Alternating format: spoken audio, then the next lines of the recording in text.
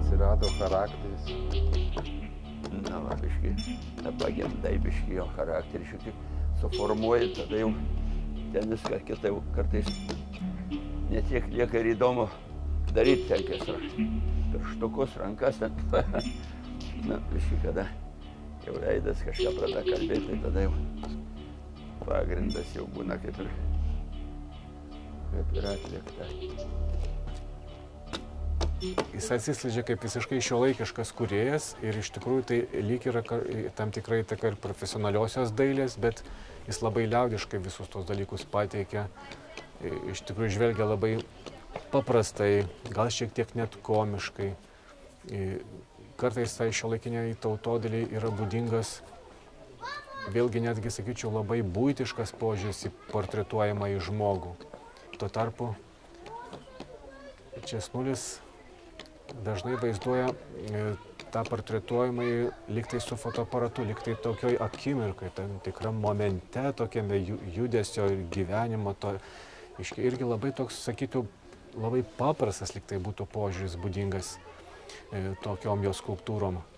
Na ir tai yra ta didžiulė įvairovė, kad yra ir peizažinių, panoraminių tam tikrų vaizdinių, yra ir simboliškas mąstymas, ir toks tautiškai simboliškas, ir archetipinis, ir mitologinis, ir būtiškas, ir realistinis, ir portretinis. Iš tikrųjų, reiškia visa tokia plati, begaliniai plati skalė ir įvairovė to požiūrį, tuom jis yra universalas. Na ir be abejo parkas, tai kad jisai yra sukūręs šitokį didžiulį parką, kurį galima lyginti ir su Raganų parku, ir su Europos parku netgi.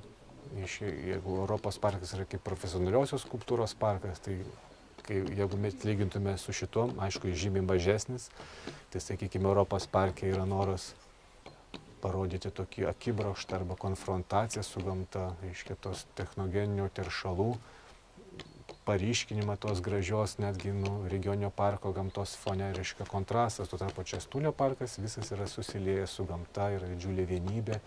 Ir čia labai yra stipri programa tame parke, Česnulio parke. Viskas apgalvota, eini ir atsiveria naujos temos ir yra tam tikras temos vystymas. Tai etiudai kažkokie, tuo tarpu visgi kituose parkuose profesionaliaus meno, sakykime, tai labiau priimna tiesiog kažkokia tai ekspozicija, nes daug autorių yra.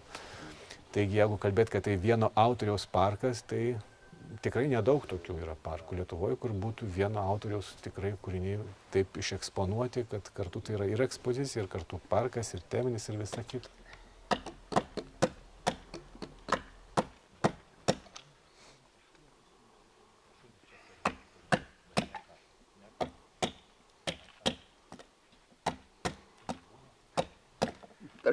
Jeigu kažką, ar tai džiaugsmas, ar liūdesys, ar, sakim, ten ar kokis tai įspūdis, ar dar kas, o tą, jeigu aš irgi man tas įdomu.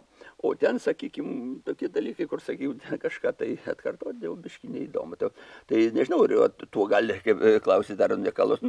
Man atrodo, per tas nuotaikų perdavimų, ir žmonės stebės tuom, kad, reiškia, sugebė, kaip sako, tavo gyvi dar, tai taip, aš stengiuosi tos gyvus daryti, ir sako, ne tokias, kaip sako, ne.